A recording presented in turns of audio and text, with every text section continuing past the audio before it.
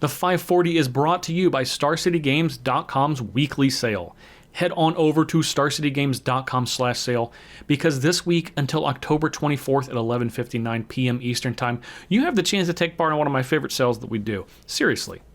15% off of every single basic land. This is the chance for you to do an entire makeover of your cube or commander deck or commander decks, let's be honest. Because 15% off with basic lands, you can get a whole handful of them. You want to visit Kamigawa ahead of going into Neon Dynasty in January because you love those lands? I don't recommend it, okay, personally, but you know what? You do you. I'm not here to judge you. I'm here to save you money because 15% off of basic lands means you can get all of those lands. You love those Lorwyn, beautiful flowery swamps, boom, 15% off, a handful of those. Check it out, StarCityGames.com/sale, now until October 24th, 11:59 p.m., 15% off of all basic lands. What's up, everybody? Cedric Phillips here, stopping by real quick to let you know about one of Star City Games' newest podcasts, The Receivables, hosted by yours truly, alongside my partner in crime, of course, Patrick Sullivan, where the two of us discuss Magic sets, both past and present, from top to bottom. On every episode of The Receivables, you're going to hear us talk about the facts of a set, the mechanics of a set, the cycles of a set, you know, the boring stuff, before we get into some crazy stories of when we were playing Magic during the times that the set was legal. We've got a ridiculous award show where we give out awards like the Char Rumbler Award for weirdest card in a set, the Oko Thief of Crowns Award for best card in the set, and a whole bunch more. Before we finally decide, hey, what card won the set and what letter grade should we give the set? It's a whole lot of fun. We're having a blast recording them. Hopefully you have the opportunity to listen to it and you enjoy it as much as we're enjoying recording them. Where can you find it? StarCityGames.com or wherever else you listen to your podcast. The Receivables every single week here at SCG. The 540 is also brought to you by Coalesce Apparel and Design. Head over to coalesceapparel.shop and use gift code SCG at checkout to save 10% off your entire order. If you want to rep the coolest Magic the Gathering themed hoodies and t-shirts or stickers, head over to coalesceapparel.shop. Maybe you want to rep our fallen friend Golos with the Tireless Pilgrim versus the Multiverse shirt, or maybe you're Wooburg Forever and you want to go with the South Beach collection. Any way you want to do it. Anti-Mulligan Mulligan Club, we got you. MTG Jam, of course. And all of the Keeping It 100 line, there for you, coalesceapparel.shop. Use gift code SCG at checkout for 10% off your entire order. Nobody made what they wanted, so they made it themselves.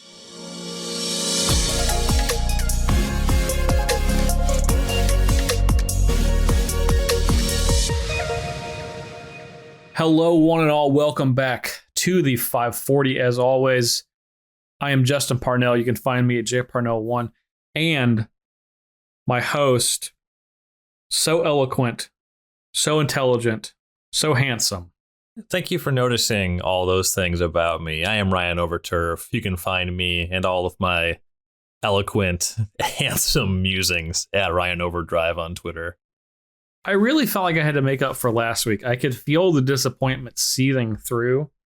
And I don't want to feel that again. I don't want you to feel that again. And I don't want to feel the guilt of causing that feeling again. Yeah, I was really wondering and anticipating what you were going to go with this week. And I will say that you did nail it. So I forgive you for last week's transgressions.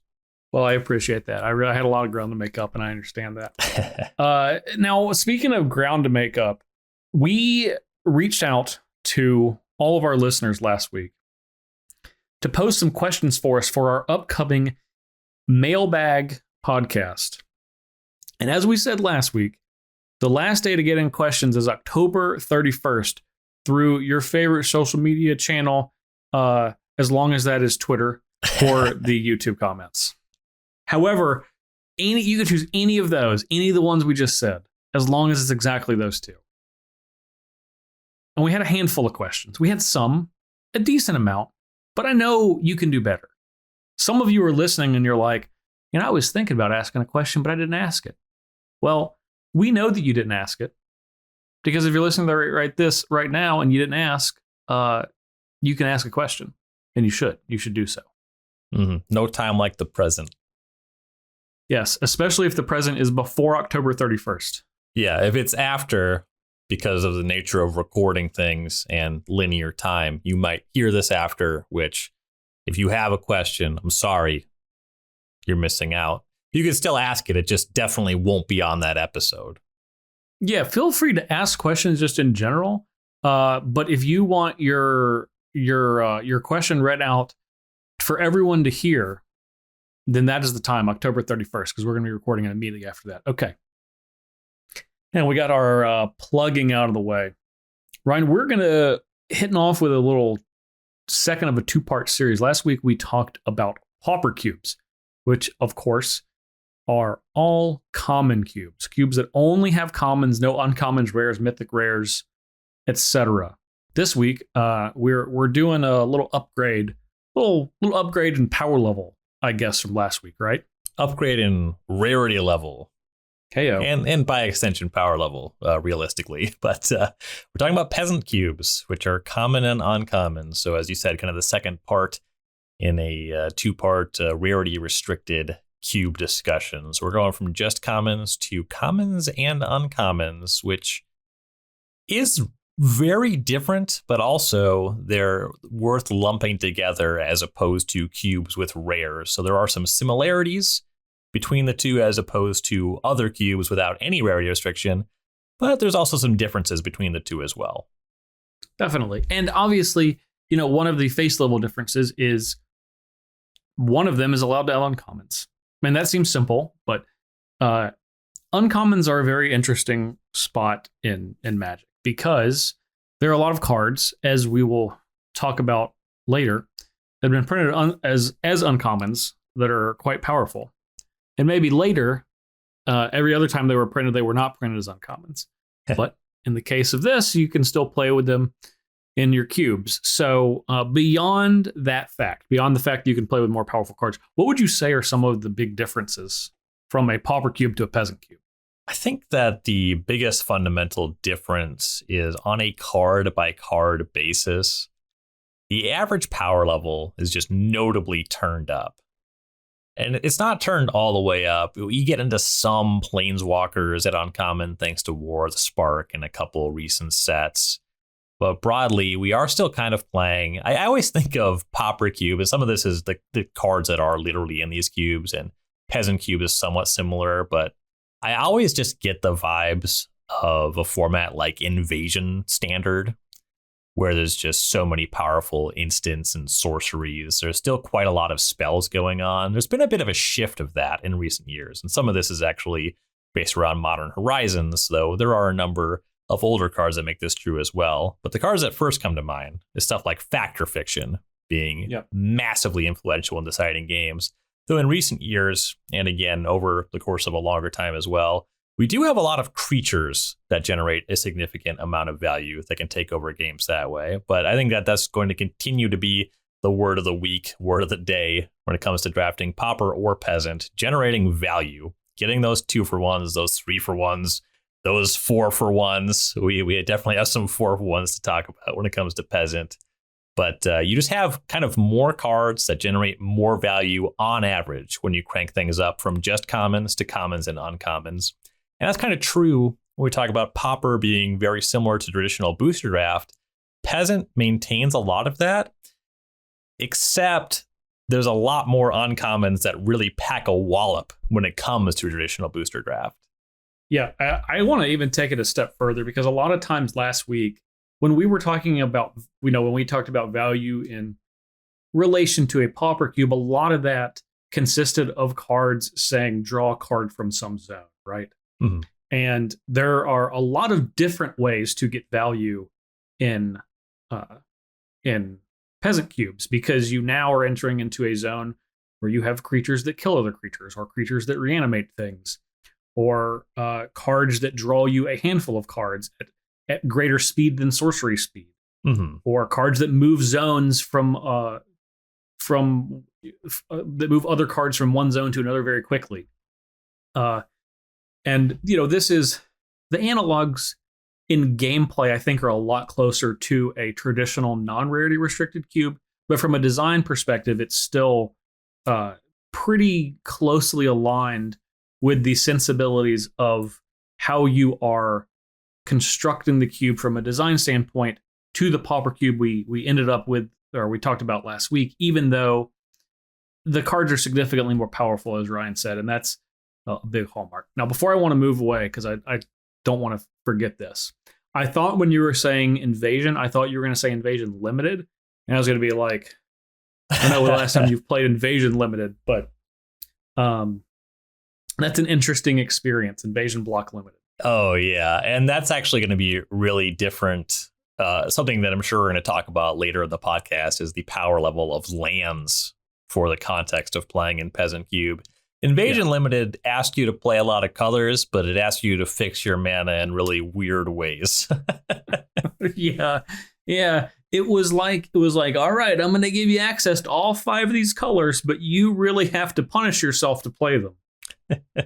Here's a 1 mana 0/2 stuff. And you're going to be happy you have it. Let me tell you. Oh, you passed on that Dream Thrush at pick 2, you idiot. You're never going to see that thing again. Invasion Limited had a lot of really bad creatures stat-wise. Oh, yeah. But they were all like functionally important.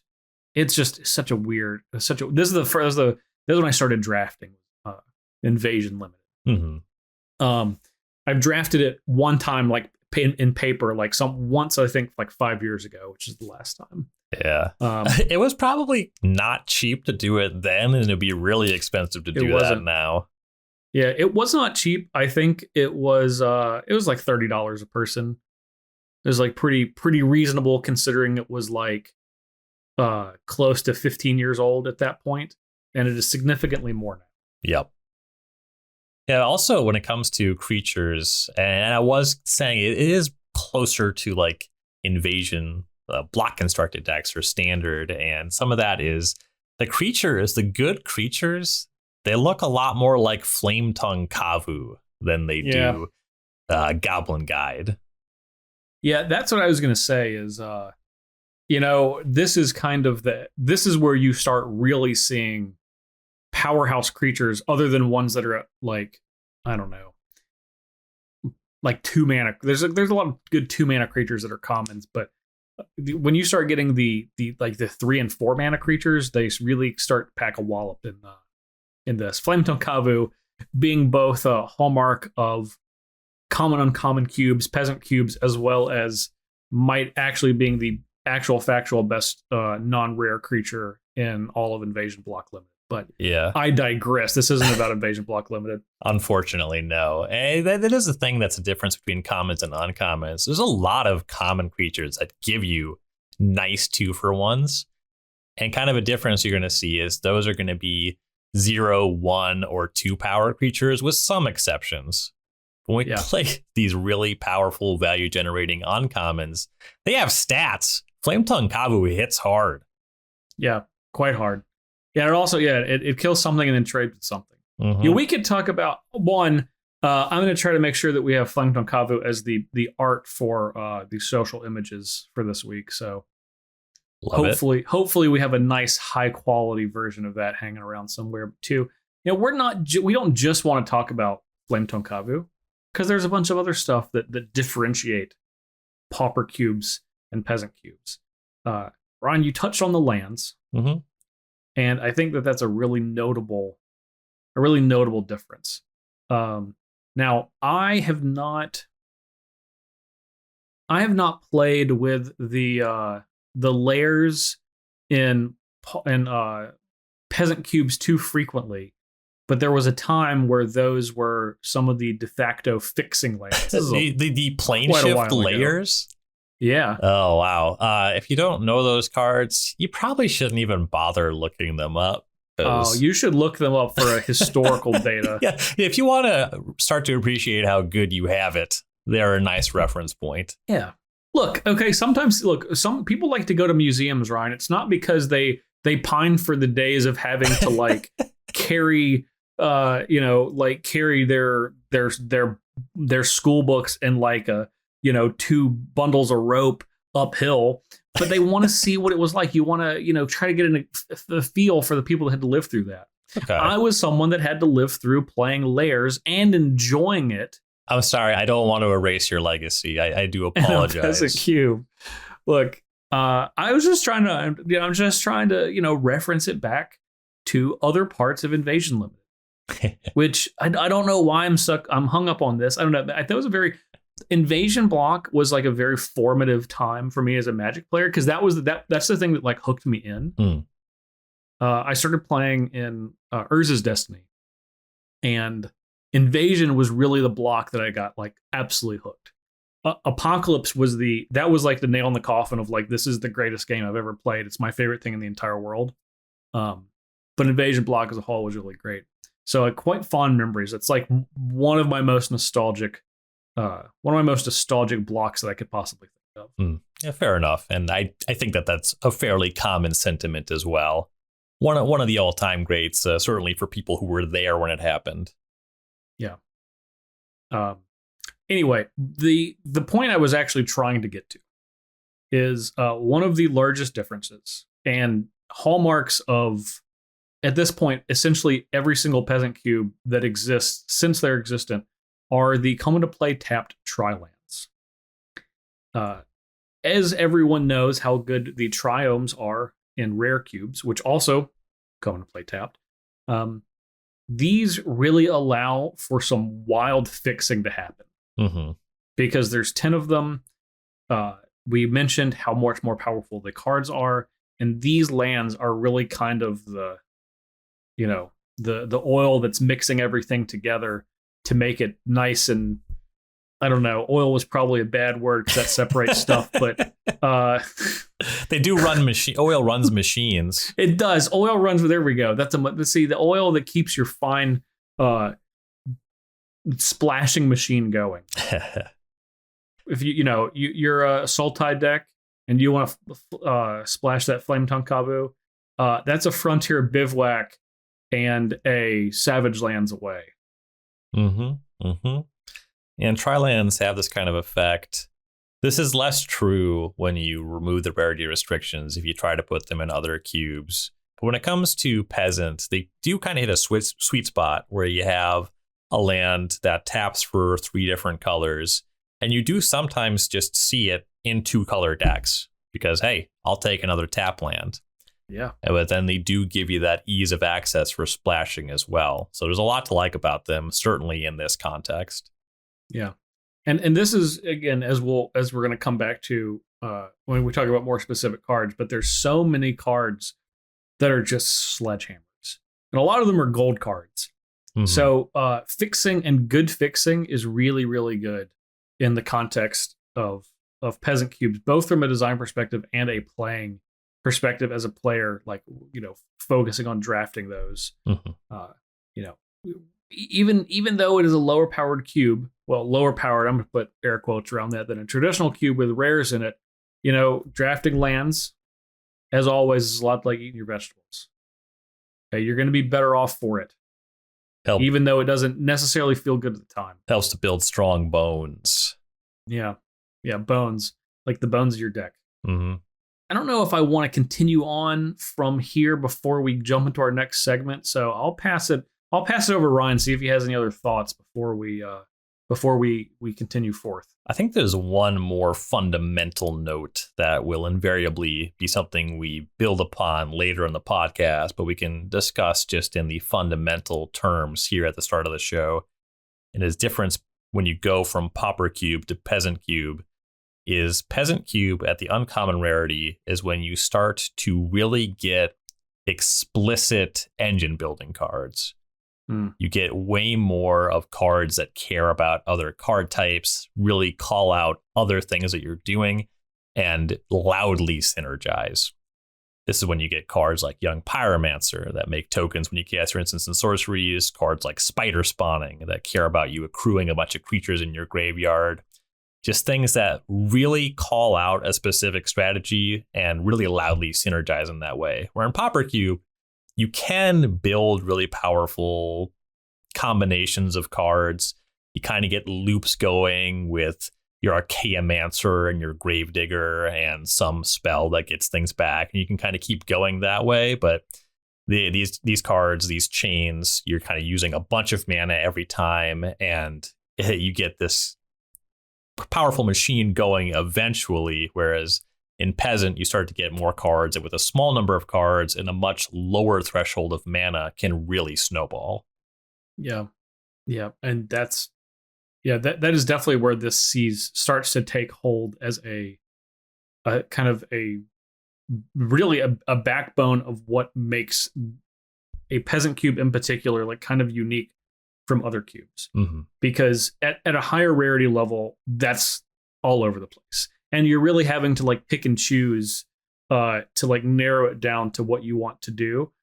And here, when you're removing the rares, you still have all of those incredibly strong, meaningful signpost type uncommons. And it's to me, those are like the hallmarks of Peasant Cubes. I think that's a great note. Mm-hmm. Absolutely. Okay. Well, with that, we're going to take our first ad break so you can listen to our voices selling you stuff instead of talking about Cube.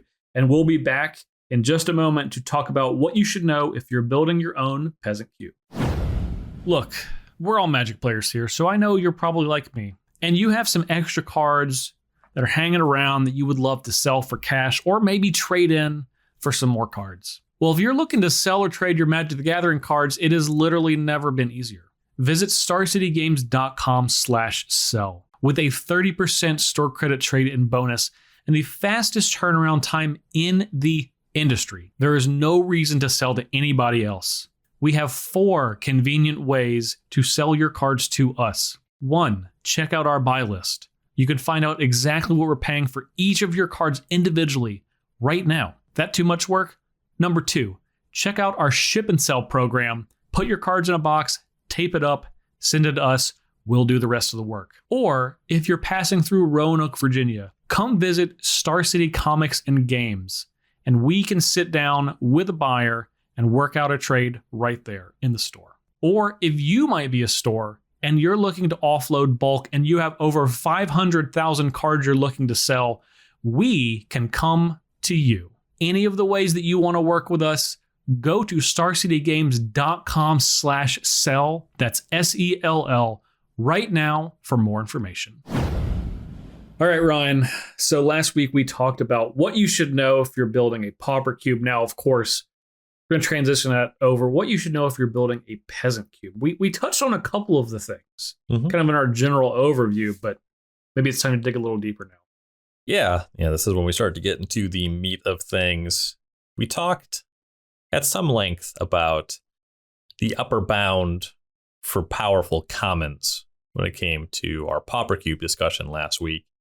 And there's kind of a lot more going on with the upper bound when you get into Peasant Cube and you look at historical uncommons. Your power level outliers actually start to be cards that are in Vintage Cube but are too powerful for Legacy Cube. You have cards like Soul Ring, Demonic Tutor, Mana Drain that are all technically allowed if you just say, well, it was an uncommon at some point. I can put this card in my cube, but for the purpose of an enjoyable, repeatable, balanced play experience, they tend to detract more than they add. I think that list is pretty long. Yes.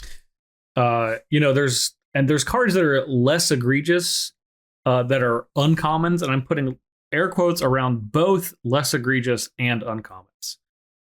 For example, Skull Clamp is also uncommon. Mm-hmm. Force of Will is an uncommon. I don't really think that card's problematic, but it definitely does a thing that no other uncommons can generally do. Sylvan Library, that's another uncommon. So you are able to build your cube around these outrageously powerful cards. And I've played cubes that fully, go all the way in to, is this technically an uncommon? Yes, then I will have it in my cube. And ones that have said this is akin to like cube power in a in a cube where the best card is Soul Ring and the worst card is, I don't know.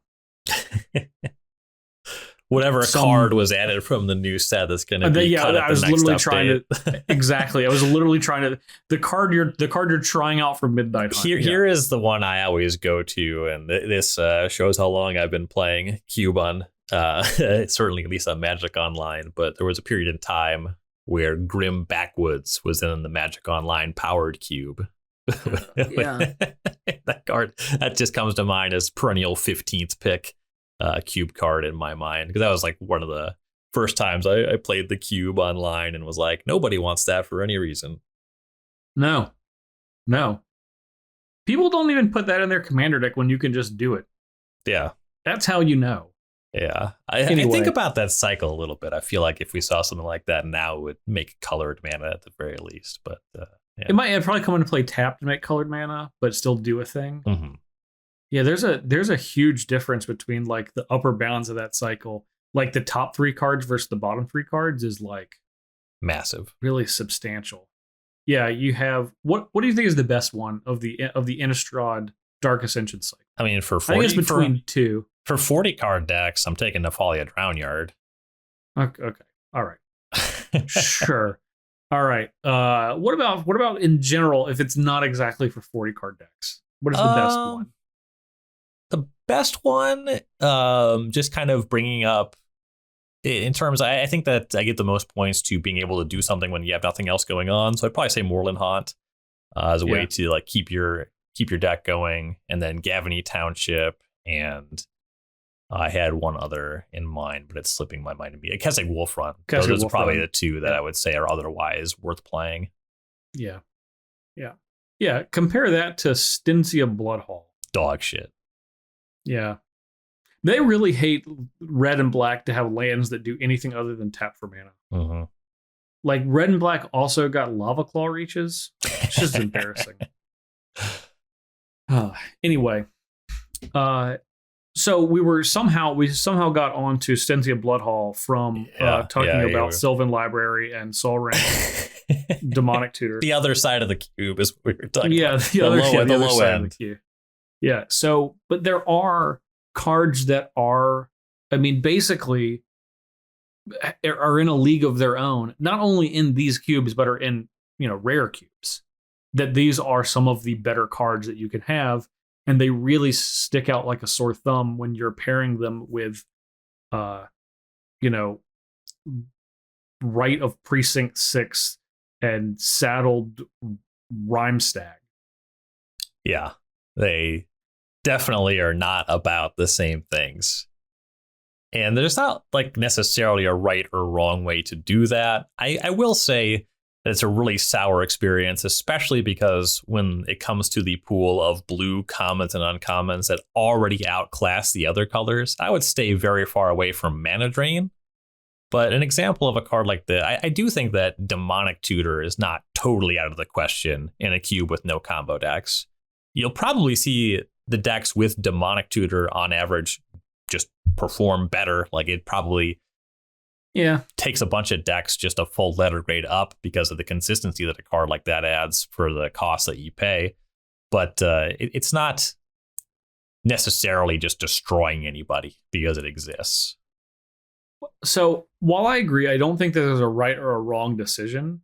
I think that the only wrong decision you could have is to choose to include all of those cards, but not recognize the power level difference in doing so. Sure, just not paying just no attention to the bottom parts of the cube and just letting other cards be much worse and not worth playing with. Yes. And I think you really have to take that into account. I don't think any of the cards we named are like, I don't think there's anything off limits. One, that would be foolish to say because obviously everyone's cube experience is unique and different. And I think that with any set of restrictions, you can make an excellent cube.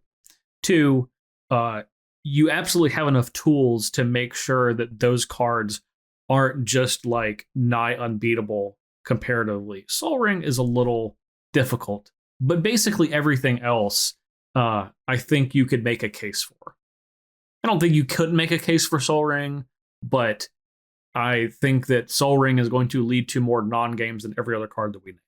Yeah. Including something like Skull Clamp or Mana Drain. I guess well, my point about Mana Drain is more, you can no longer make a case that your cube is balanced with a straight face to your friends before you play it when you start including these, because it's so hard.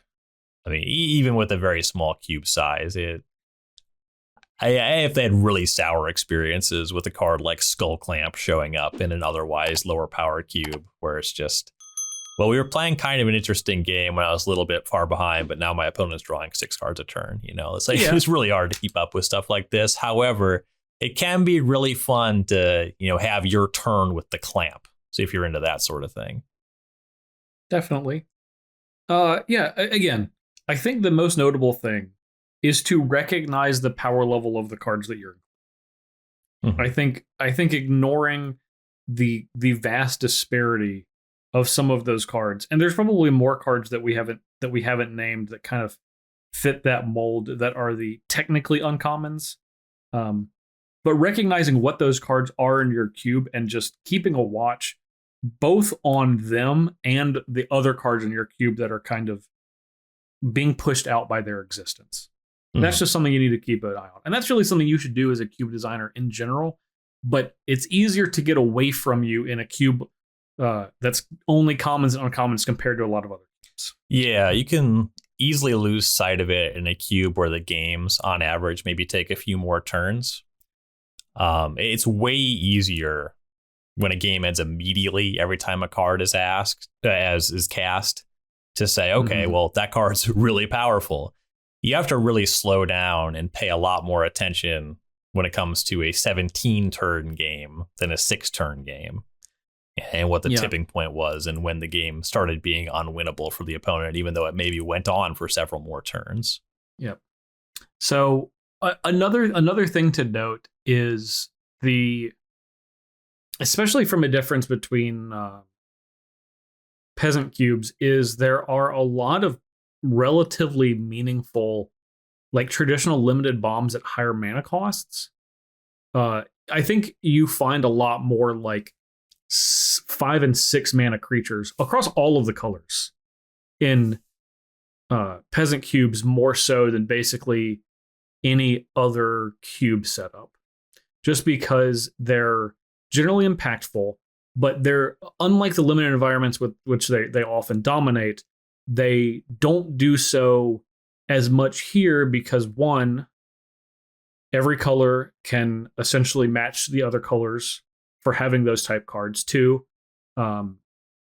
they are limited to 1. It's a cube. In most cases, you're only going to have 1 of each of those.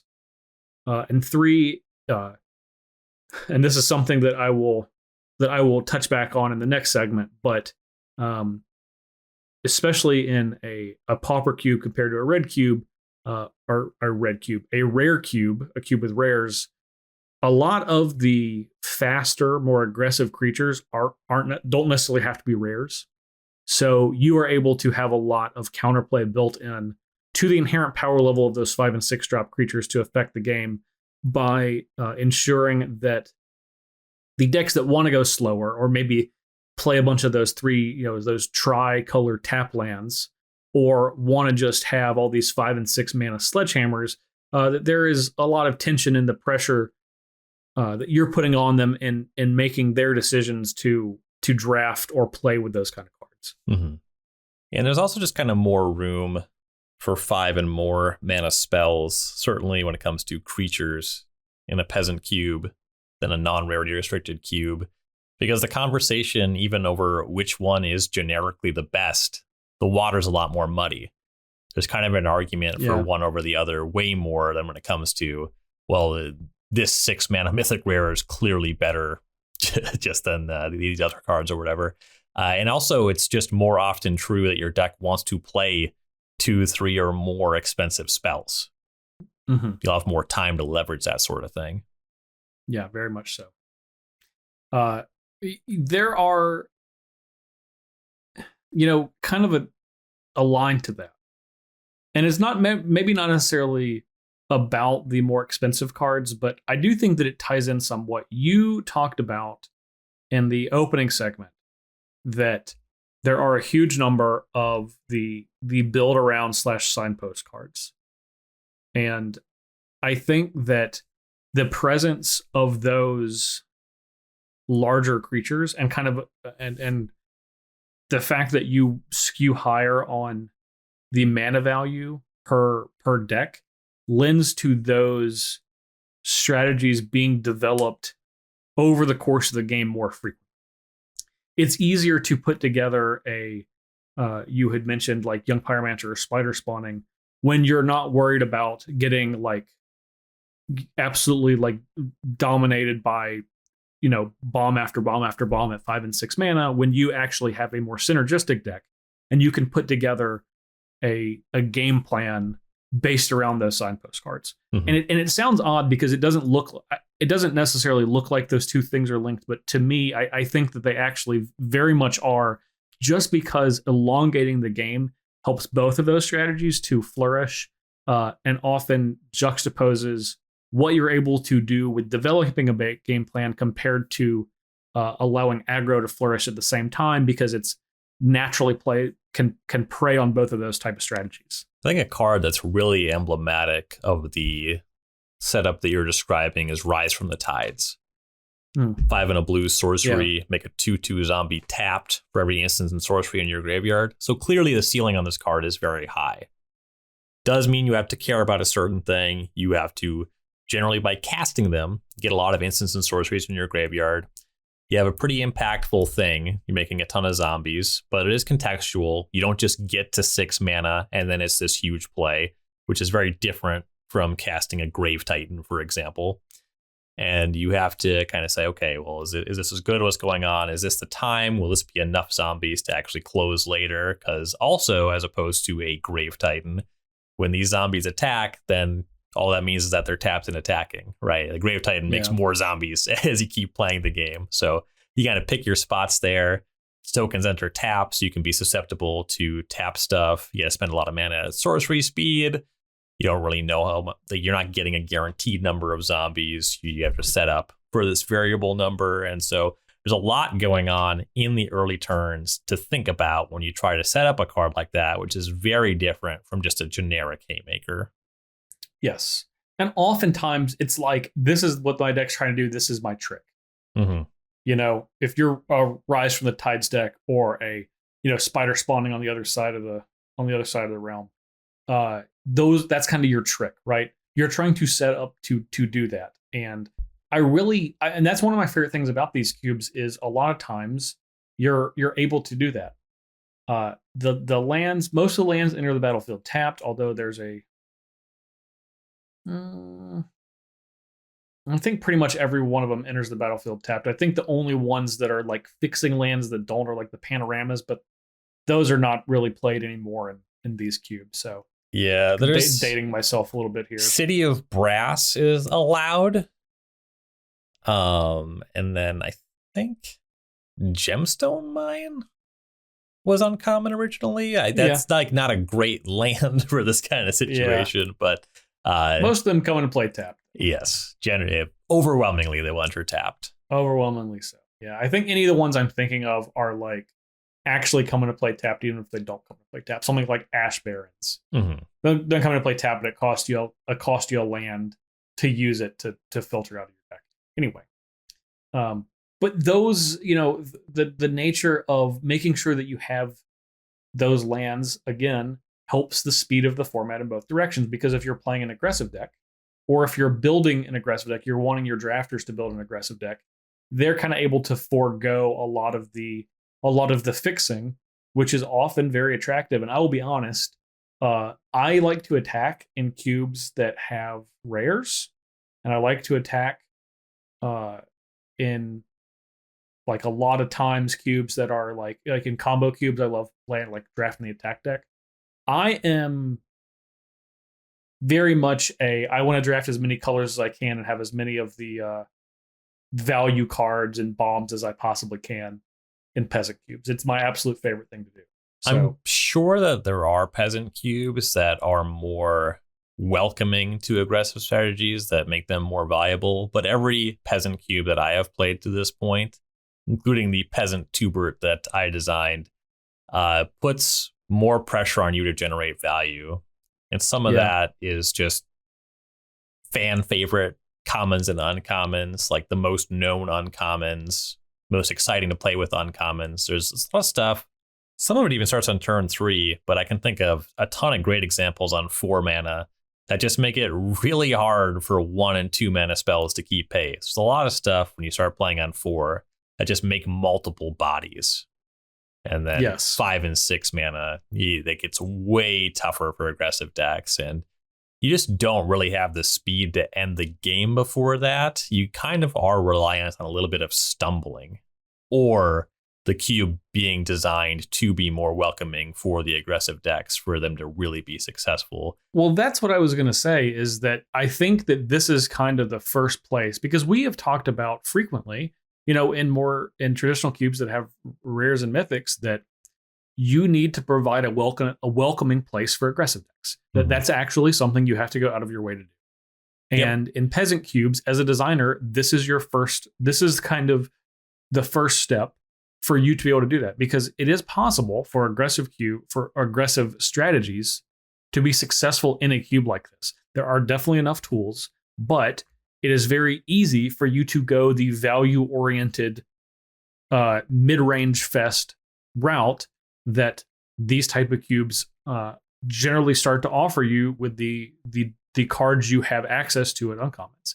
And you will have to go out of your way as a cube designer to say, I want an aggressive deck to be viable in this cube. Now, a lot of times that means it's mono white or mono red. I'll be honest, but it is definitely possible. There are plenty of creatures that have 2 power or are flexible in some other ways. You have proactive removal spells and reach in both of those colors to be able to make sure that happens. But again, like Ryan said, this is something you have to acknowledge and specifically do if you want that to be a factor in this cube. If you don't, then so be it, and jungle shrine it up. This is what I personally love to do as a drafter, but if you want aggressive decks to flourish, you actually have to make an effort. You have to make an effort, because it will not just come automatically if you just put all of the best cards that you have access to, along with uncommons, into this cube. And another thing that really reinforces the effort that it takes, we've already talked about this fact, but not in this context. Your mana fixing lands all undertapped. That is horrible for 2-color aggressive decks, and it is much harder to draft a monocolor deck than it is to draft a 2 or more color deck, just in the range of cards you could actually draft out of a given pack. So you do have to pay a lot of mind, especially considering that these uncommon lands, the tri lands, the bounce lands, even the lands that gain a life, they're just good to have in your deck. And they just enable you playing a more powerful, a wider range of cards.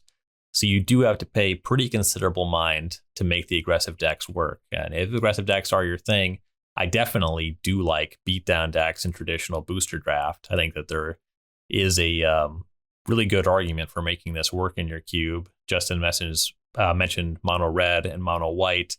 I think if you want to do both of those, trying to make sure that there's a nice bow you can tie around a Boros deck, because it's not out of the question to play a 2-color aggressive deck either. Just making sure that these decks have both the tools they need to succeed, and also making sure that there's not just a ton of stuff that they can't beat floating around, which is going to be actually a very significant problem for them when it comes to some of the most played cards for Peasant Cubes. Yeah, and this is something we have talked about. It's not necessarily about making sure that all of the aggressive decks have the tools, because that's pretty easy. But it's about making sure that the other decks that are trying to fight the aggressive decks don't have easy tools to stop them. One of my favorite, because I do like to draft these 4 and 5 color soup decks, one of my favorite all-time peasant cards to draft, it's kind of, and I'm going to be showing my age here, but it's a card that is not really found in these cubes as much anymore, even though I would argue that it should be, because it's delightful. It's a little card called Ribbons of Night, which I'm sure Ryan is familiar with, but probably most of you out there in listener land are not. But those type of cards, Ribbons of Night is a 4 and a black and it deals 4 damage to target creature. And if you paid a blue, you gain 4 life, because that is what paying a blue is known for. You draw a card off that one too, yeah? You do draw. Maybe the blue draws you a card. I'm pretty sure that's what it does. Okay, the blue draws you a card, not gain 4 life. So you gain 4 life already from just the black, and then the blue draws you a card. So I don't know why I got that. First of all, I don't think I've ever cast it for just black anyway in my entire life. That's not realistic. Nobody does that. No. Yeah, for some reason I thought it was deal 4, draw a card with the black, and the blue gains you 4 life. But you know what? Now that I say it out loud, your white makes a lot more sense. Yes, I have checked. Draw a card if blue. You always get the deal 4, gain 4. Anyway. But having those type of cards and a million ribbons of night makes it incredibly frustrating for aggressive decks, despite how fun it might be when you're casting them. And let me tell you, it's great. Well, a lot of these removal spells are so hostile to the aggressive decks, but there's also another category of cards, which is a huge deal. This is something we talked about last week. You got to mention that blocking is often more powerful than attacking when it comes to these value-based cubes. And cards like Whirler Rogue are a nightmare for Savannah Lions Tribal. Just 4 mana 2/2 makes 2 1/1s. It blocks 3 creatures, Justin. Yeah. You can't attack through that. You can't even attack through that with a Goblin Heel Cutter. No, you can't. Yeah, it's going to get you no matter what. Yeah, it's not only that, but it's just like, okay, well, I mean, what do you do if you know you're playing an aggressive deck? You have your Cathara Commander, you have your 3/1 with Flash, and then your opponent just says Archaeomancer. I have a 1/2 that just got me back whatever the best card I'd cast in the previous 5 turns have been. It's tough. Yeah, bad scene. The Mnemonic Wall. That's an 0/4, which basically the only card that can kill that is one we've already talked about, which is Flametongue Kavu. God bless his soul. Yeah, it's tough out. It's tough out there for the aggro decks. Look, I would say this might be the toughest cube where it's realistic to make aggressive decks good, compared to how enticing it is to make them not. Mm-hmm. You do have a couple historically powerful cards for aggressive decks, though. A favorite of yours that I would certainly turn my attention to if I wanted a nice damage dealing strategy. Not always an aggressive deck. This can kind of be wed to some value generating plays as well, and often is, but Goblin Bombardment is kind of the most common way to reduce your opponent's life total to 0 while they still have cards in hand in a Peasant Cube. Yeah, I love Bombardment. I mean, I'm a super homer for that card, but I definitely agree.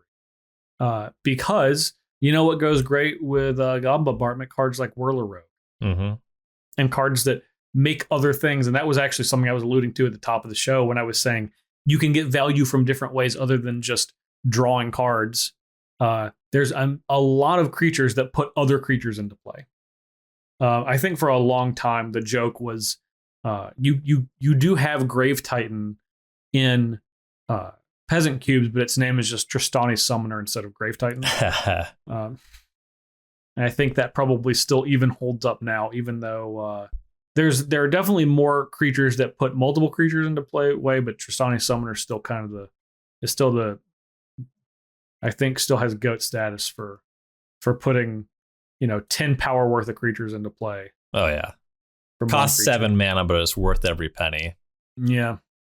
And that's kind of the thing is these token makers and these token synergies, they're important for aggressive decks, but you do need to really make sure that you have the right supporting cast to be aggressive with them. Because just think about how you approach matchups. Just who's the beatdown? Just classic Magic theory.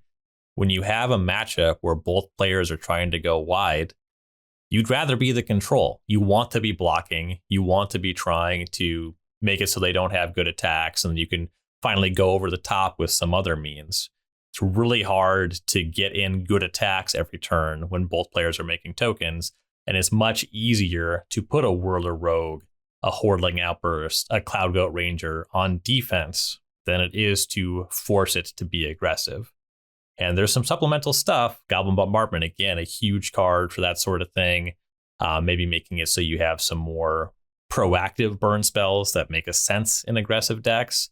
Maybe you have less sweepers, less in the way of cards that creatures just ETB and draw cards, so that you're more likely to try to end up at least eventually attacking with the creatures, which will facilitate better beatdown decks. Yeah, I mean, that's definitely a good point. Even beyond just finding aggressive decks, another thing that is difficult to do for designers is making sure that the colors are balanced. It is if you're moving from a pauper cube to a peasant cube, I actually think it's even less automatic here to make sure that you have your colors balanced, because there are some colors that I think play more to these type of strategies, these like basically these like infinite value grind fests, than others. Notably, blue is exceptional at this. Black is pretty freaking good right behind blue. Green, thanks to a lot of fire design, is not far behind. And then white and red, again, you have to make sure that they are able to keep up in other ways. And if you just add all of the best cards you have access to, you're going to have a very lopsided cube experience for most people. Mm-hmm. Yeah, but blue just, I mean, at every rarity level, at every power level, outside of certain gimmicks, blue really is the best at everything if you let it be. And hey, I love playing blue cards. I haven't always cared. I still don't always care if blue is the best color, as long as everybody's in on the joke. But not everybody is in on the joke. I mean, there's, well, we'll be talking about this later, but there is a Peasant Cube on Magic Online that'll be down before this podcast goes live. But it's very clear from the cards I'm getting late that not everybody is in or refuses to acknowledge that joke, that blue is just the best. And so that can lead to very lopsided games, which I don't think are anybody's favorite thing to be on the wrong side of. Yeah. Yeah, it's fine to learn. It's not always fun to learn when you get your head beat in repeatedly. In the age of digital magic, that's generally not necessary because you can learn from other people's mistakes. But, you know, sometimes you have to learn from the designer of the cube's mistakes. Mm-hmm. And as in this section, we're talking about you, the listener, as the designer of the cube. That is your job to make sure that you are kind of wrangling colors to make sure that something's not getting so far out ahead of something else. And blue is definitely one you have to watch out for. I think that in these cubes, black can be almost as oppressive. It doesn't quite have the card advantage, but there's a lot of Necrotal type creatures hanging around that can make very, very frustrating experiences from like that start pretty early in mana.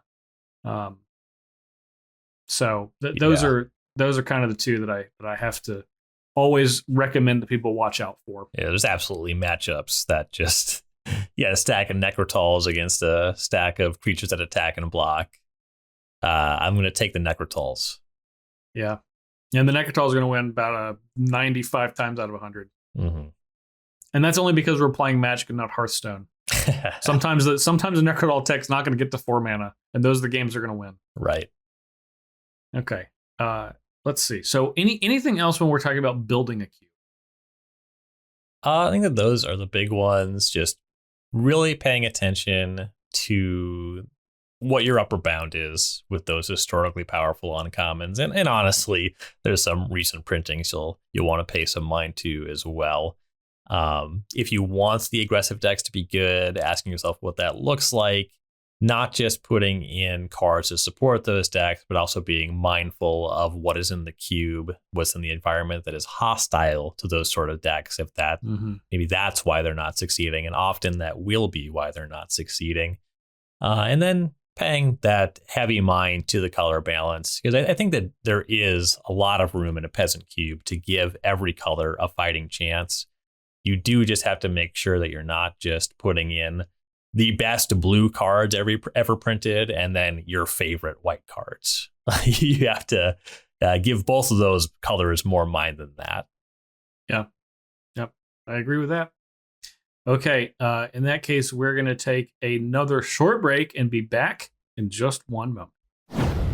What's up, gamers? Taking a break from the pod to talk to you about Star City Games Premium and why, if you're not already a member, you really should become one. First of all, the price is great. Only $7.99 a month. That's less than the price of one collector booster. And for that, you get all the following. You get a 5% discount on all Magic the Gathering sealed product, including the aforementioned collector booster, a 10% discount on all Magic the Gathering singles, if that's more your speed, and as well as a 15% discount on all supplies. It's going to be your deck boxes, your binders, your sleeves. Lord knows I always need more sleeves for cubes and all the Magic cards I have lying around. And you also get free entry into some SCG Tour online events. Definitely check those out. And finally, last but certainly not least, you get exclusive access to Star City Games website content from a stable of some of the game's greatest and most entertaining minds. You know who we are. You know where to find us. Sign up for SCG Premium today at starcitygames.com/join-premium. All right, Ryan. Well, let's turn this on its head. We are no longer designing a Peasant Cube. Now we're drafting a Peasant Cube. So we're going to take everything that we told a designer to watch out for and hope that whoever's cube we're drafting has not listened to that section. So when you're playing a Peasant Cube, what is your mode of attack? What is your primary strategy of something you're going to watch out for to get that 3-0? So I'm definitely looking for what I believe the upper bound has been established for the cube. If I see something outrageous like a skull clamp, you know, if it's one of the best of all times, I'm going to take something like that. More realistically, I'm expecting the power level is going to be scaled down a bit. Generally, I am going to have an expectation that the aggressive decks are going to struggle in the right pack. Maybe I'm going to look for some cheap threats. More likely, if I'm going to go down the aggressive line, it's going to be based off of a signpost card. It's going to be based on having that pack one, pick one Goblin Bombardment. And more commonly, I'm going to take the cards like the Whirler Rogue, something like Cloud Goat Ranger, just something that really generates value and or impacts the battlefield. Ideally, both. The sweet spot is going to be generating value and impacting the battlefield. That's what I'm going to try to be doing more often than not. Yep, that was going to be my exact go-to. It's pretty rare that the best group of cards in your deck are not going to be creatures that are generating the value. Because not only do they have relatively powerful effects, and they're generally simple. We were talking about Necrotals a second ago. You had Necrotol and Ravage Chupacabra, Skin Render. There's more the higher you get on mana, but cards like that, blue cards that bounce things, Mana Wars and Mist Ravens and exclusion mages, things that return things, essentially anything that's getting you a card. And the more valuable you can make that card that you're drawing, the better. Even if it's just Doomblade, if you putting a 2/2 into play and then automatically drawing and casting a Doomblade, via playing a Ravage Chupacabra, those are going to pretty much be the most important thing in almost every matchup. And that's the important thing to remember is there's not very many non-creatures that are going to be the deciding factor in games. You don't have, in general, the ability to play a deck that wins outside of combat. Right. So cards that are able to be a part of combat, but also do another thing are going to be the best creatures. And they're going to be far better than the creatures that only do one of those things, that only care about combat. So making sure that the cube is essentially not too fast, because we a second ago we were talking about how you have to work to make sure that aggro is viable. Well, maybe the cube owner has done that, and that's something you have to take mind of. But in a lot of cases, it's probably going to be this mid-range fest. And you want to mid-range harder than your opponent mid-ranges, and that means taking the creatures that do those things to the highest degree. Yeah. And that's where you should start all of your decks. Go ahead. Even if the cube does have a very aggressive slant, you still do want to look for those value creatures first, because there's going to be just a ton of 1 and 2 mana creatures if the cube does have that aggressive slant. And, maybe there is still an avenue for a control deck. You're going to want the value creature there. Or if it's just incredibly aggressive, you're going to want that value creature in the aggressive mirror, because you're going to overwhelm them with blockers, and having enough blockers will facilitate your good attacks as well. So if those cards are still present in any capacity, I think you generally do want to value them highest, even once there is the aggressive slant anyway. Yeah. And it is, this is definitely one where their speed can vary a lot.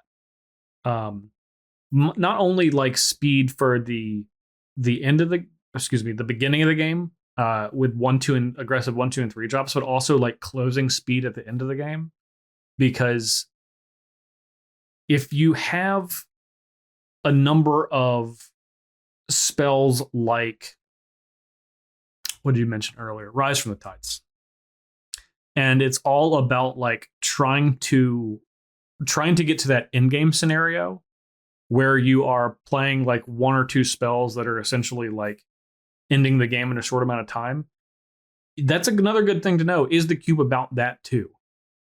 Because if you have a bunch of things that are like trying to like get to a certain point in the game, then that's another thing you have to be prepared for. Now, fortunately, again, on both sides of the token, those mid-range creatures that draw cards and cast spells for free are still going to be the best things. Mm-hmm. And that's kind of what everything comes back around to is, okay, well, my deck should revolve around these, but what other portions of my deck do I need to have to make sure that I don't lose to either the most aggressive things or the things that push it as far as it can in the other direction? Mm-hmm, for sure. And that's going to be a lot of just exactly what you're looking for in other cubes then. The cheap stuff, you're looking for interactive spells or some card filtering stuff. Maybe the cube has some mana acceleration. Certainly in green, you're going to find some of that. You do have the option maybe for things like signets or talismans. Those are going to show up in some of these common uncommon cubes. I will say there's a kind of a weird thing. If the build you're playing of a Pauper or a Peasant Cube does have just a ton of value generating cards, you can run into trouble with mana accelerants because they're almost like just having more lands in your deck. And if players are hitting land drops, you're going to be more likely to end up in a spot where you're kind of flooded. There's less incentive to act first if the game's going to go on for a long time. So something to keep in mind if you do play like a really value-oriented mirror match, if you have some mana rocks, you might consider boarding them out just so you have more business spells. More hits. Yeah, exactly. Yeah, it's like playing the Jund mirror, okay? Mm-hmm. You don't look, those thought seizures are great, but they're not great when you get into top decking wars at the end of the game. Right. And that the same type of mentality definitely applies here. The least amount of misses you have if you're in a grind fest where every card that you and your opponent are playing are providing either an additional card or an additional creature or pulling something back from your graveyard. Every time that you miss, and I'm not counting land as a miss because that's a part of your deck that you're not able to modify too much. Mm-hmm. But every card that you have that doesn't like pull to that plan is going to allow your opponent to draw a card that does. Right. And against an aggressive decks, yeah, it's great to go turn 2 Signet, turn 3, 4 drop. Against another deck that's kind of trying to do the same thing, if you play your 4 on turn 3 and I play mine on turn 4, it's probably not a big deal for me. Yeah. Yeah. All that means is in 3 turns or 4 turns when you've spent all of your cards that you're going to have one left over, and I have just got you've lost 4 extra life. Exactly. Yeah. And the game's just not always about your life total. Yeah, especially when you are in a situation where you're really focusing on value. It's almost never about your life total. Right. It's about your life total at the point in time where you both run out of cards. Yeah, exactly. When things slow down and there are just good attacks happening. Yeah. And I like to draft. I've never personally owned or built a Peasant Cube. I will say that I've played a lot of them, and I really enjoy when people go out of their way to make aggressive decks good, because one of the things that is present here for aggressive decks that this is kind of the only space where it's kind of naturally occurring, because in Peasant Cubes, it's really, really difficult for aggressive decks to beat. Size and common creatures are not things that go together too well, but there are still plenty of things that provide value, as we discussed last week. So that is a huge uphill battle for even for a cube designer to have too much of an aggressive slant. But here, a lot of cards that are good aggressive creatures are uncommons. But things that aren't uncommons, the natural enemy of aggressive creatures, in addition to all these value creatures being slung around, are sweepers. There's not many sweepers that you can play in these type of cubes. And there's a few. They're like Pyroclasm, and generally a couple of other red cards like that. But for the most part, they don't exist quite as much as they do in high rarity cubes. There's no Wrath of God. There's no Damnation. There's no Slash the Ranks. There's no Miracle one. I can't think of the name of Terminus. There's no Terminus. There's none of that stuff. So the standard natural enemy of an aggressive deck will never be present. Again, Pyroclasm is kind of a bitch, but like that's something that you hopefully your cube designer, if they try to include aggressive decks as something you can legitimately do, maybe that card's not present. So yeah, I would hope it isn't. I think that the more hostile one you'll see in a lot of Peasant Cubes is Slice and Dice. Yeah. So if you don't know this one, it's a banger from Onslaught. It's 4 red. Sorcery, deal 4 damage to all creatures, or you can cycle it for 2 in a red, and when you do, you can deal 1 damage to all creatures. So you just draw a card off of it, and then that card is very hostile to aggressive decks. I think it's just really hard to convince me that it's appropriate to put that card in a Peasant Cube. It can be the kind of thing where it's like, well, it cleans up against the token decks. I'm like, sure, that's kind of true. Yeah. But I mean, it is true, but it's like, do you want it to be? Yeah, like, okay, but then why are we doing it? Yeah. Yeah. I agree. It's always those red cards, Slice and Dice, Pyroclasm, are like, I think those are probably the two best ones. I don't know. I even feel like something like Arc Trail can be brutal. Awfully frustrating. I think that like against. The best sweeper is maybe Savage Twister. For a Peasant in 2 Cube. colors. Yeah, red, green, X, deal X damage to each creature. The idea is it's good with green creatures because you'll have some high toughness, and it shows up in your 3, 4, 5 color deck because you can just make whatever color of mana you want. But you are kind of asking something. It's sorcery speed. If you have to kill something giant, for example, a card that I really like, I actually like this card from Arena Cube, which was not rarity restricted, but I liked charging Monster Store a lot. 5 mana, 5/5 trample haste. That's a good one if you want the aggressive decks to be good, because it doesn't generate value, but it does get them dead quickly. Yeah, it's a quarter of their life total. Right. Look, yeah, you generally have to pay a colorless for that. And it's an Eldrazi. They just give it to you for a single red. Yeah, can you believe it? No. I'm a huge charging Monster Sword fan. Big fan of that gentleman. But anyway, some stuff like that can make it so Savage Twister is not always a knockout. And the decks that play it, like, they usually have small creatures, so they have to sweep up some of their own stuff anyway. And the cost is like real enough. It is still very good. Yeah, I don't know. I'm all about the 3, 4, and 5 mana cards. I feel like that is almost every color combination I'm in. That's like where my bread's going to be buttered. Yeah, I think that you definitely want some 3s. If you're not making a 3-drop, you can started to get into a little bit of trouble. Yeah. You have some time, but you don't have infinite time. But I have found that having a good play on turn 4 incredibly important. And then there is also a very notable bump in power level from 4 to 5 in Peasant Cubes. Yeah. Yeah, very much so. That's when you're going from like, I'm trying to think of, you're going from like Visionary Augmenter to Cloud Go Ranger. Mm-hmm. Yeah, also as just as an example, getting to turn 4 and casting Tauren's Invocation, 4 mana, 2/2/2 flyers. That blunts so much from aggressive decks. Yeah. Yeah.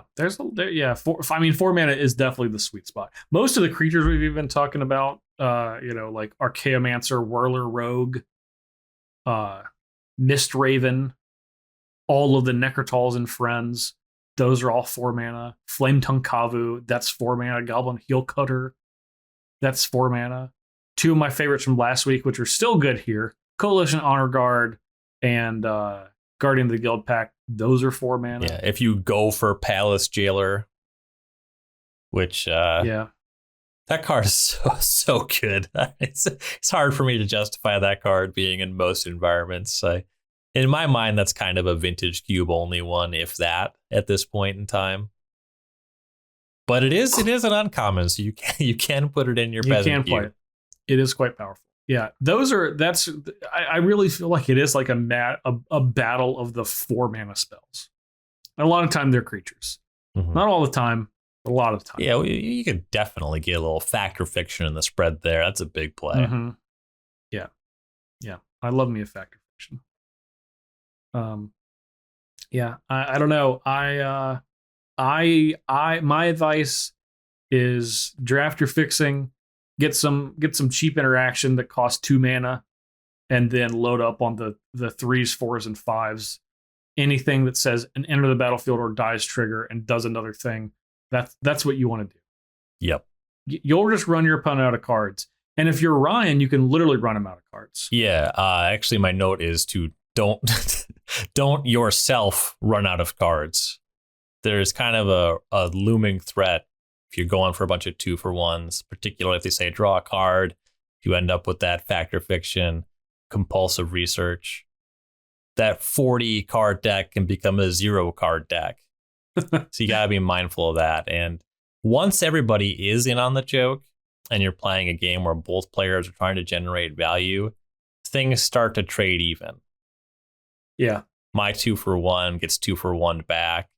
You do want to make sure that you have at least enough stuff to try to actually close games. Or maybe you get really cheeky and you play like 42 cards or something. 42. I don't think that's going to be enough. Very cheeky. Because I'm always trying to play Tidings and that draws 4 cards. You still might run out. Yeah, 42 is about the same as 40. Yeah. 43 might be the same. And Yorion is not an uncommon. And that is kind of just a general note. And that's something that Justin has repeated a few times in the podcast. But having that value tied to creatures is going to be a good way to kind of stop that before it starts. Yeah. Yeah, because it's really easy to play all of these sweet spells that like do like big chunky things. Like playing a Tidings feels really great.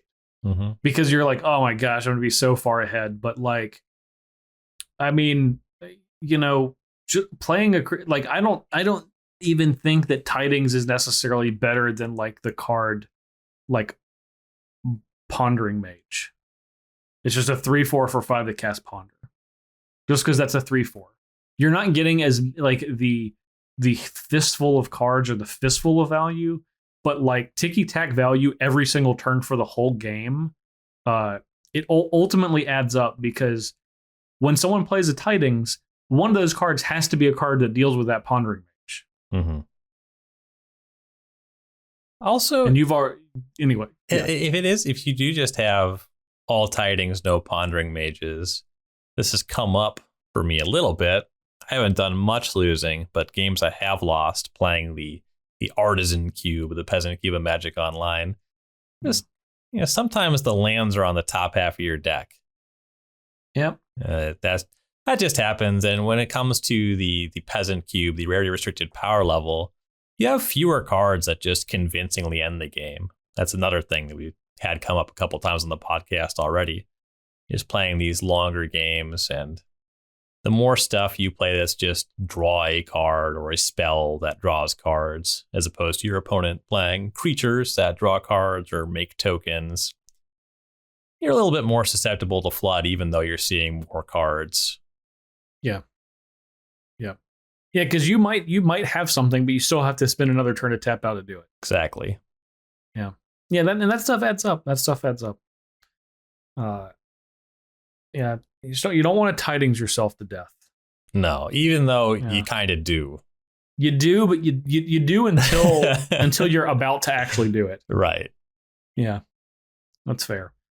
Okay. Let's see. Anything else as a player that you want to touch on or recommend? I think one thing I will say is we've talked about lands being powerful. I think that when it comes to the power of those lands, the impact that they can have on Peasant Cube, especially because you have tri-lands, maybe the cube has thriving lands, which is the cycle of lands that enter tapped, make a primary color, and you just choose a secondary color from them to make. It's going to be the case very often, at least in my experience, where your deck's just going to have cuts. And that's just the nature of any draft pool where you can make 3 or more colors. You can just play most of the cards that you draft. And that is going to actually be a reason to value lands highly. You want to be able to play all those colors. You want to be able to cast all your spells, and you're going to have cuts anyway. I don't generally think it's super important to have a lot of cards that are worth sideboarding in on the bench in a Peasant Cube. It can be nice to have a couple cheap removal spells you wouldn't start. I also don't start that many removal spells in Peasant Cube because Swords to Plowshares is not super good against Cloud Goat Ranger. That's something to keep in mind. If the cube is very value oriented, you want a little bit of removal so you don't get run over. But the more actual removal spells, the less they look like Ravenous Chupacabra, the less they matter. So make sure you do get a good clip of lands so you can cast the best spells you get looks at. I think is a pretty important thing for these value environments. Yeah, I mean, in general, except for some like really specific cases, I like to not have to feel like I have a sideboard. Now, sometimes you just are like in a position where all of like your deck is coming together perfectly and you're like have an embarrassment of riches of choices. And then you have the option to like, I can customize my deck by like 5 cards every match just to get the perfect configuration for whatever I'm playing. And that's good. But in a lot of cases, I agree with Ryan that you should draft to the point where a sideboard is not, I don't want to say not necessary, but maybe not part of your plan as you're drafting. To the point where your lands are filling up enough of your draft slots. And just a note about removal. I actually think that in Peasant Cubes specifically, I actually do think that Swords to Plowshares and Heartless Axe and Lightning Bolts are actually very good, but it's not because of their mana cost relative to the early game. Those are generally the cards that like help break the like the end of game scenarios. Like when people start to have like recurring value engines, those are the cards, like that's the card that kills the mnemonic wall from them bouncing it with those Ghostly Flicker. That's the thing that breaks up like at critical terms in the late game to make sure that your opponent, has attacked you because they know they have a good block on the way back. And then on turn 12, you can kill their best blocker so you can have a much better attack on the way back. It's those type of situations that I actually think comes up more frequently for the removal spells than it does for like the first 4 turns of the game. Yeah, even though their mana cost is small. That's a really good point, and that actually kind of reinforces the point I was trying to make, that a little bit goes a long way. Mm-hmm. You just need 1, 2, maybe 3, and you want them to be instants, right? Because like you were saying, you really, really want. Oh yeah, all of my scenarios, they need to be instants. Yep. So you're not super looking for an Oblivion Ring, even though that is generally a solid card. You want to make sure you can break up something like an Ephemerate Chain, for example. Yep.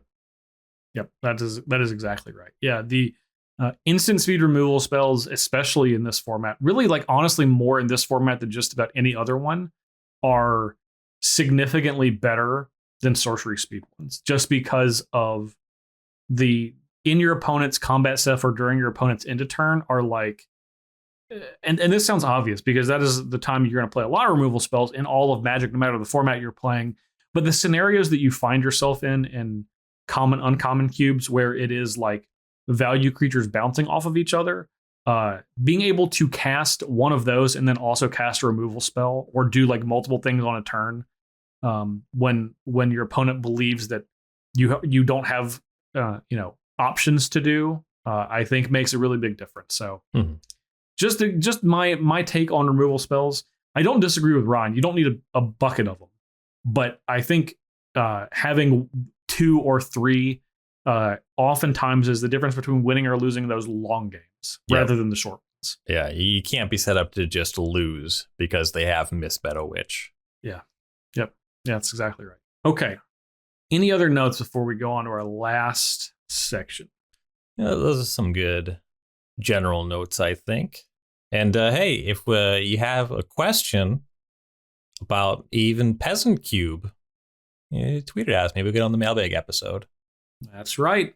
Mailbag, October 31st. We'll remind you again. Don't worry. Anyway, we're going to take one last break and come back, and we're going to have a quick chat about the MTGO Artisan Cube 2021. Hello there from Dominario's Judgment, a weekly podcast for Star City Games with me, Dom Harvey. And me, Ari Lex. Where we bring you the latest, greatest, and downright weirdest things Modern has to offer. Want to know what to expect for next weekend's events? We've got you covered. Do you want deep breakdowns of the hot topics and decks in Modern? We've got you covered. Just want to make sure you don't miss the latest nonsense before your opponents teach you a lesson about it in the queues? Oh yeah, we have definitely got you covered. Find us every week on YouTube, Spotify, or wherever else you get your podcasts. Or if you want to head over to StarCityGames.com, we'll be right there alongside all the great content from all your other favorite content producers.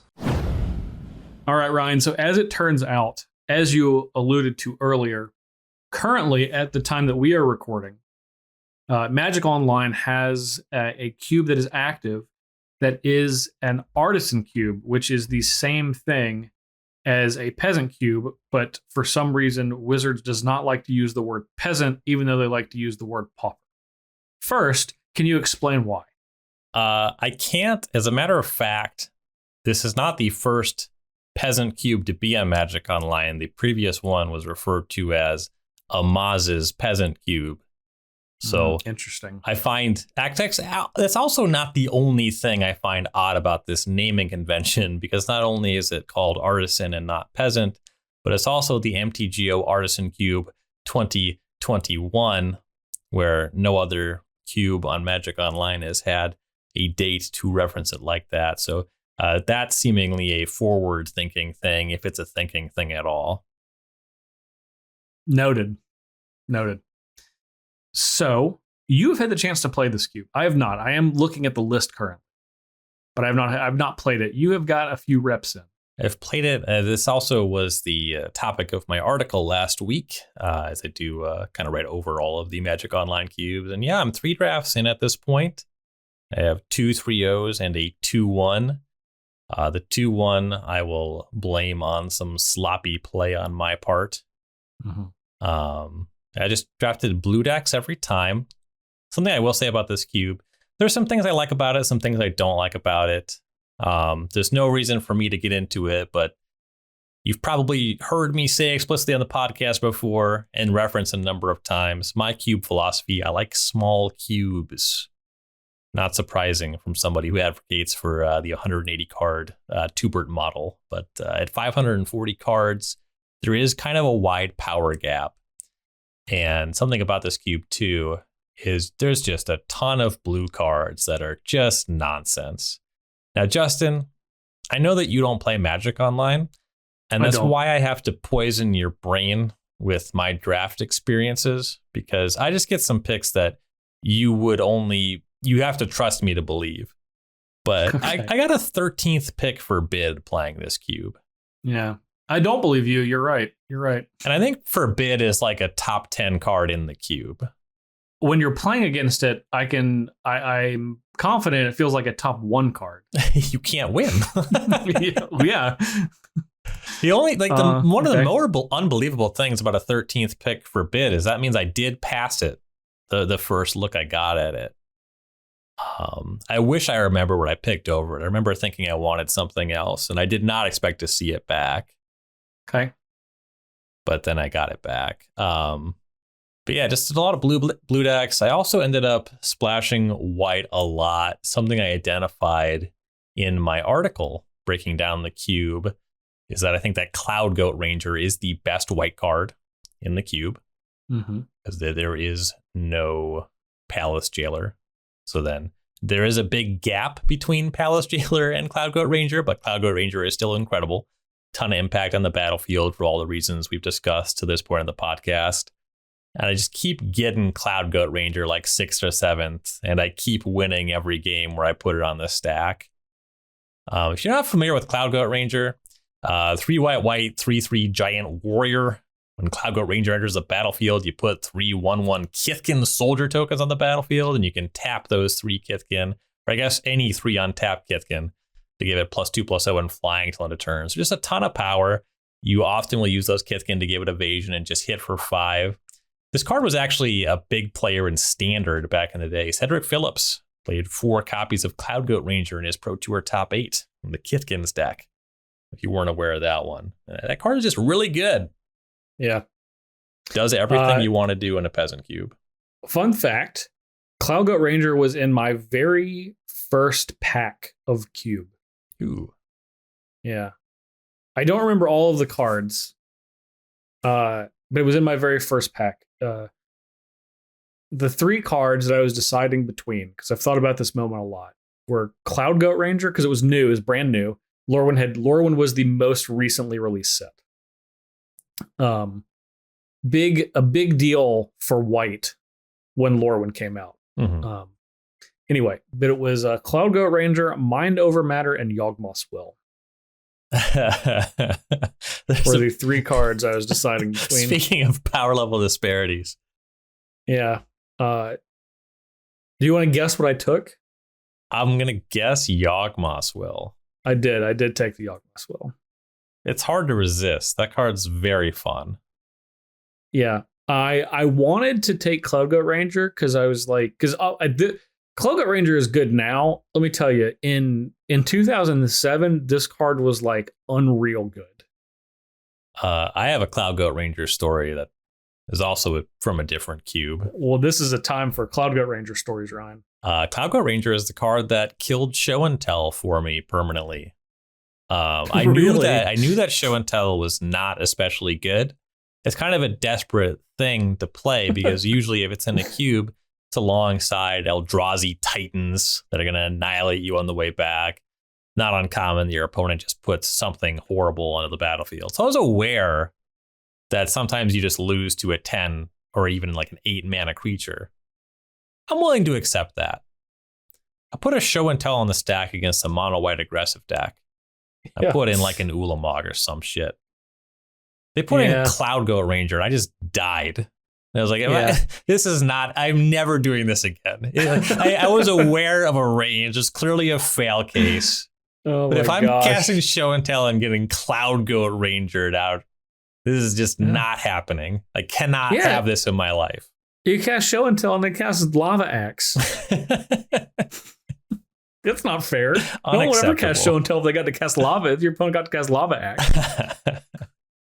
Oh man. Yeah, that's sure can't block that flying. Nope. Yeah, Cloud Goat Ranger's going. Okay, anyway, back to the Artisan Cube.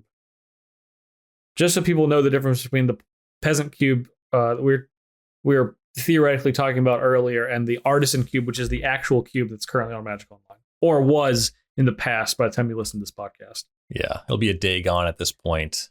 They always put an article by the Cube creator on the mothership. This one is by Chris Cronenberger, an Ohio grinder I know from the back in the day. He actually won a Legacy Open back in 2011. If you've heard of him, good chance that's where that's from, with Energy Field. It's a weird ass card. Oh, baby. But yeah, it's Okay. a cool one. Yeah. But he has his write-up on the mothership, and then he goes into some of his and his play group's personal philosophy and cards that they banned. He mentions the card that we didn't talk about before as kind of outrageous standouts, but how their cube initially, way back in the day, had or entertained the idea of Library of Alexandria, which is clearly out of bounds. And then there's some other stuff. Something that is kind of odd for me to read is he does say that they removed Palace Jailer. I agree with that. But in the same sentence as removing Palaka Worm, which based off of the games that I played, I think Palaka Worm is like kind of horrible. Like my decks would often have 3 or 4 counter spells, and I would welcome an opponent trying to put that one on the stack. Yeah, I mean it's pretty great thing to reanimate.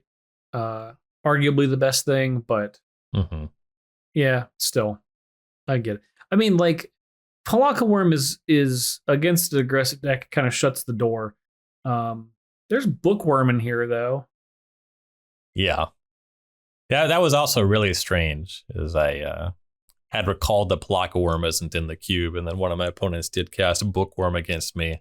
I thought, But at the end of the day, this is all just kind of preference things. And Chris goes over how a lot of these were decided by the play group having late night shouting matches, which is really how it should be. Yeah, I was going to say that's Cube at its finest. Yeah, whoever argued the position for inclusion or exclusion loudest and most recently is how it was decided.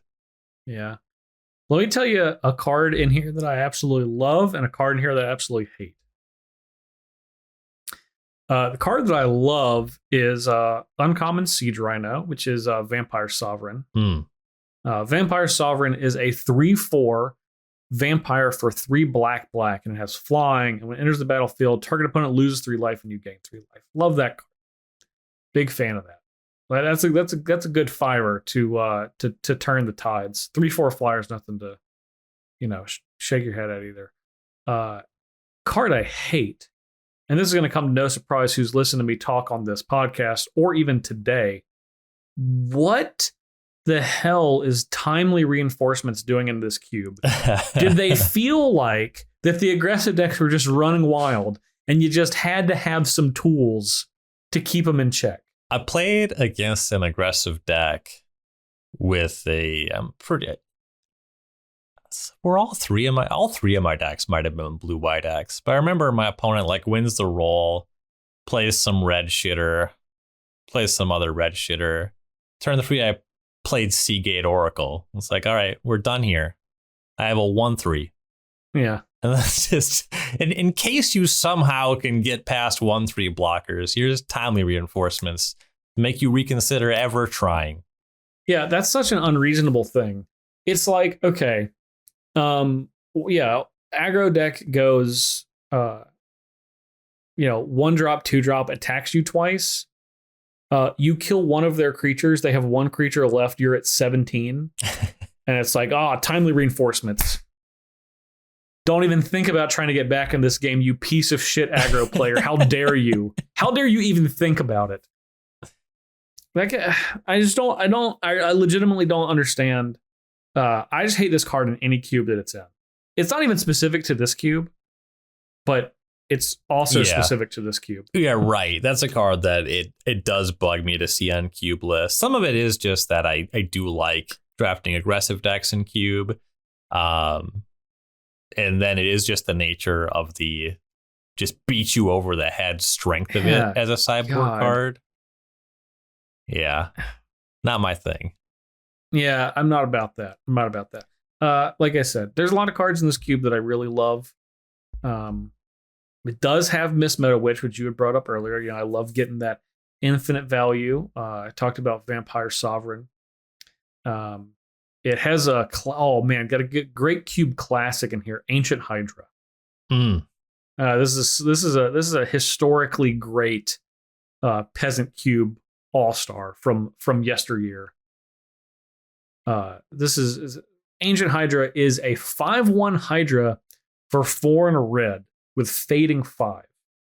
So fading, for the majority of you that have never heard this keyword, when it comes into play with 5 fade encounters, and at the beginning of your upkeep you remove one. When you cannot remove one, you have to sacrifice it. But Ancient Hydra also has the ability, you can pay a generic mana, remove a fade counter from Ancient Hydra, deal 1 damage to anything.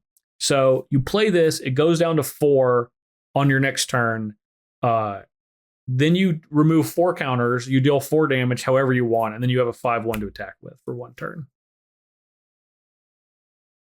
Or you could just not do that and just have a 5/1 to attack with, but I'm removing the counters, basically. Every time. Yeah. One or both of those things, but yeah, killing stuff is the big draw there. Yeah.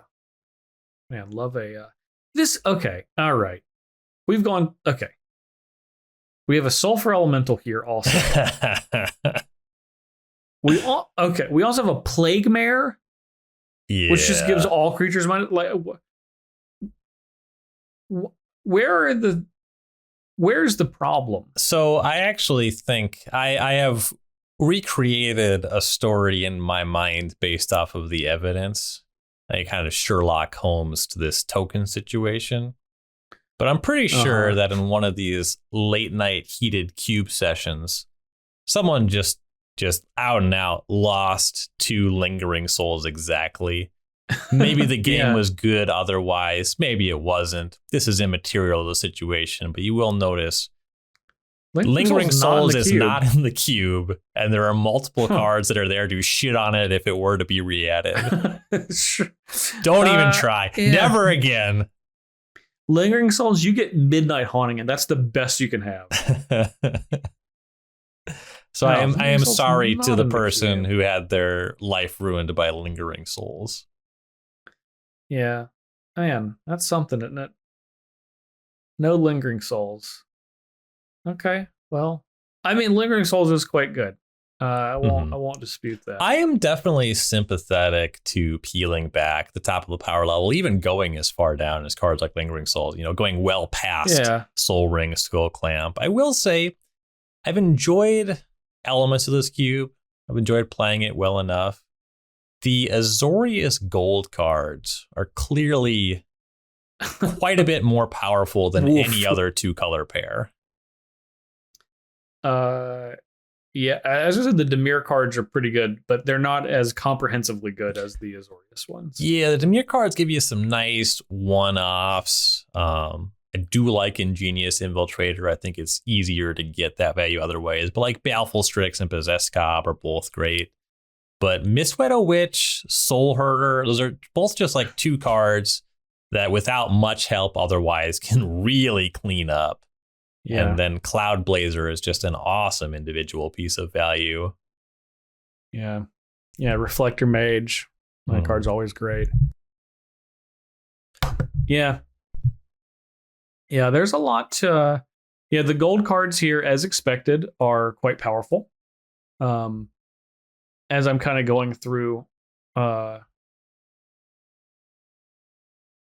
feel like...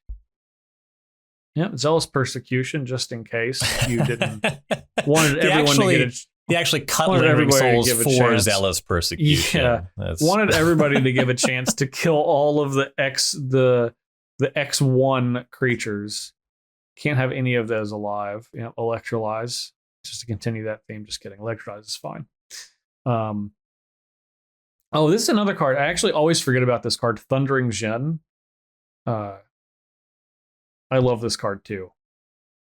This is just like a solid Peasant Cube card. It's a 3/4 for 3 blue-white. It's a Djinn with flying, and whenever it attacks, deals damage to any target equal number of cards you've drawn this game. I like Thundering Djinn quite a lot. I do think that card's actually been in my sideboard in at least 2 of my drafts. I think that this cube does not incentivize that sort of thing. 5-mana plays that need the setup. You get a little too much Mold Rifter, a little too much Riftwing Cloudskate. Really tough to leverage that card, but I do like what it would incentivize in a cube that it was more playable in. I like that. The consistent value machines, Tatyova Benthic Druid. Yeah, there's a lot of what you would expect, but this is the epitome. So this is a lot of what we were talking about earlier with the 4 and 5 mana just value sledgehammers, but they really want they never want an aggressive deck to win. Yeah, it almost seems like a trick. It is like it's gonna really trick felt you. that way when my opponent tries to get aggressive. Yeah, like you spent your whole draft, because I actually think that drafting an aggressive deck is often more difficult in most cube environments, just because you have to be a lot more kind of bobbing and weaving in the draft, because with these mid-range multicolored decks, you're just like, I'll just take the best thing that I can cast, whatever that is. Yeah. And you just spend all this time like cultivating this aggressive deck, and then your opponent just casts like Plague Mare, and on Magic Online, it's like that trigger just on the stack, and it's like, gonna kill all of your creatures. And a 2/2 still around. Yeah, I don't know. That seems weird. I think I'm gonna go with Ryan's theory. Someone lost a Lingering Souls, and then 12 cards in the cube were changed to honor its memory of being too good and never being able to come back. Yeah, somewhere out in Ohio, there's a body buried under a pile of spirit tokens. Yeah, definitely, for sure. Yeah, the aggressive thing, it is so weird, because there's so many cards that you have a bunch of 1-drops, and you can put them all in a deck. But I mentioned earlier, just played some game against, all right, here's my 2/1, here's my 2/1. Okay, Seagate Oracle, here's a 1/3. It's over for you. And what you're saying about drafting aggressive decks, it can be way harder, and that is the difference. If you have some tri-lands, maybe some of those 5-color lands, what am I looking for in a pack? A good card, like a good Magic the Gathering card. Yeah. You know, one that was printed and is in the cube. And then if you're drafting an aggressive deck, it's like, okay, this deck really needs another red 2-drop, and it needs to be like a creature. Like, oh well, there's just not even a red card in this pack. Great. Yeah, it's just tough. It's tough out there. I just feel like you gotta let them thrive. Gotta let them thrive. Mm-hmm. And this cube doesn't want to, and that's okay. You know what? They're gonna have. And I have no doubt that Chris, the cube owner, is going to have just a million data points after this has been on Magic Online. And I'm always curious to see like what a cube looks like after you've had that data. And I think that would be the case with anyone. Yeah. You know, you think your cube is like, you're like, oh my gosh, I've played it so much and I've tweaked it. And this is for I'm not singling anybody out. I would be absolutely in this boat. But like the amount of reps that any cube is going to get for being on Magic Online is just astronomically seismic compared to the most played cube that is not on Magic Online. Well, beyond data, you're also introduced just to perspectives different from your play group. And I can say this from the experience of having my cube on Magic Online. I mean, I have personal regrets just based off of assessing from, what the cube games felt like they were about. The one card I absolutely would not put in another cube for Magic Online was Narset Parter of Vals. It was a relatively recent printing at the time. Play pattern is just horrible. Dog shit incentives. Just one of the worst cards ever printed for gameplay. Would never have put that in the cube again. It's not cool either. It was just like a new card. Nobody cares about it, whatever. But that's like from me observing it. There's so many other people playing it, which is helpful in that way. But then a lot of people would call out cards that I now appreciate that would not be good for a wider audience. I think that at the time I put it out, True Name Nemesis was a pretty important card for like is it decks that allowed them to both be aggressive to care about creatures and to block against red decks, but a lot of people hated it, and that's totally valid. That card is not fun to play against. I did not think it was anywhere near the most powerful cards in the cube, but that's not all what it's about. You know, you're cultivating experience for a wide audience, a card that you generally can't interact with. Not very fun, as it turns out. So that's something that I would take with me if I were tasked with something similar like this in the future. Yeah. You know, Ryan, I think this is a good segue back into this and to the end of our show. If you ever have that experience again where you are curious about True Nemesis and how it's going to play in an environment, you know, there is a downgrade available. And I just want you to know you can always replace it with Latch Seeker. Perfect. Anyway, we want to remind everyone October 31st is your last chance to get into contact with us to submit questions for our mailbag podcast. Ask us anything you want that's relative to Cube, and we will pick our very, very favorite questions or the best questions to appear, and we will answer them on that episode. I think it's going to be episode 36-ish, something like that. 36, that is correct. Nice. So you have a couple of episodes left. Not much time. October 31st. Hit us up. You can hit me up at jparnell1 on Twitter. And of course, you can hit Ryan up at Ryan Overdrive on Twitter. We'll remind you that again in a little bit later. October 31st. That is the time to do it.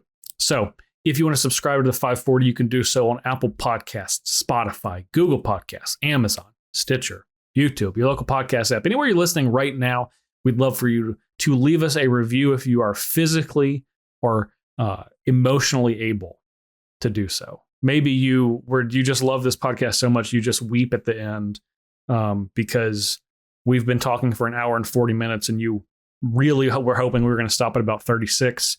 But you've stuck it out for that last hour and 6 minutes, and we appreciate that. Of course, anywhere that you are not able to leave us a review, we would still love for you to tell us what you think of the podcast, even if it's just somewhere on social media. That's something we appreciate because, like everyone that's had their Cube on Magic Online, we want to get your feedback and we want to get different perspectives. So any opportunity you have to do that, we would always love to hear it. Again, you can find me at jparnell1 on Twitter. You can find my other podcast, Think Twice, where we review pop culture, like movies, TV shows, other games, as well as Magic on a weekly basis by searching Think Twice MTG on every audio platform you can find this one on, and my Commander show, Commander Versus, every Wednesday on YouTube and StarCityGames.com. And you can find me on Twitter at Ryan Overdrive, as well as my articles weekly on StarCityGames.com. Pertinent to today's discussion, my article last week was about the MTGO Artisan Cube 2021, which of course was a Peasant Cube. And there's kind of some good general notes about Peasant Cube broadly there that'll tie into what we discussed today. And then I always do those write-ups for the Spotlight Cubes on Magic Online, as well as a number of my own theories and projects. But to find out what I am writing about, you'll have to go to the website. You have to go to StarCityGames.com. And I will.